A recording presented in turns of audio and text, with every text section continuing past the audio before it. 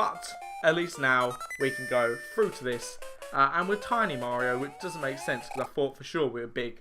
Anyway, okay, so we'll move through. Just going into the boss level. The boss of this level is interesting. I also like the way you can kind of see that a lot of the stuff in this level is like a toy. He's like an automatron, or he's probably more like a toy soldier or something. That's where he reminds me of. But he's definitely robotic in some way. So you can tell that like everything is like a child's imagination. Like these are Lego bricks, obviously, or maybe they're Lego Duplo. What are those giant Lego bricks?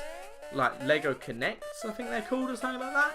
Anyway, the Legos that are like for kids who break Legos, basically. The giant, humongous Lego bricks that aren't a swallowing hazard. Although, unless you have a really big fat mouth, then it's probably a swallowing hazard.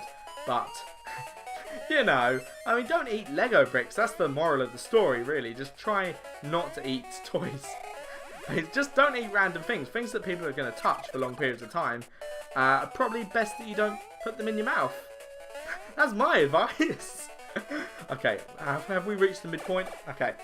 Good thing with this one, though, is it's really easy. So these are the 3 little piggies. Obviously, from the, you know, the fairy tale, the 3 little piggies, where, you know, the wolf comes, he blows the straw house, and he blows the wood house, and he blows the brick house. So obviously with this, you have the straw house, then you have the wood house, and then you have the brick house. Each one gets harder, but it's honestly not that difficult.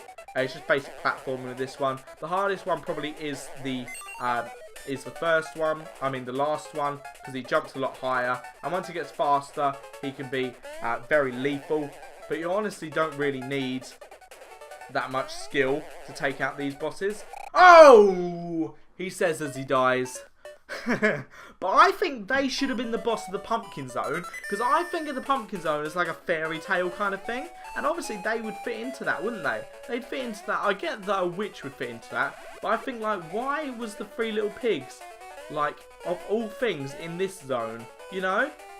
Like, the crow made sense, the boss from the next zone is going to make sense, Macro Zone made sense, and the Space Zone made sense. But so why is these 2 just like don't make sense?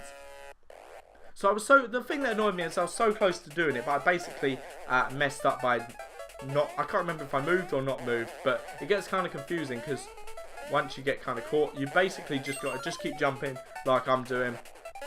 Just keep jumping. I just got to not lose. I've just got to keep basically like a full health Mario until we reach the final one. Because then that makes it just a whole bunch easier. And we head over here. Basically, you kind of just want to be heading like the opposite way of where they're going each time. Crap, crap, crap. Okay, nice one. Nice one, yes! Yes! Oh my god. I knew we were going to do it because they're not a hard boss. But I thought it was going to take... I really thought we were going to do it when I lost like the power up. Like within the first bit. And also we've not had a game over yet, which is interesting. Very, very interesting. So now we're going to move on to the very next zone. When the Mario went to the very next zone, and he said to the boss of the zone, "Hey boss, give me a coin."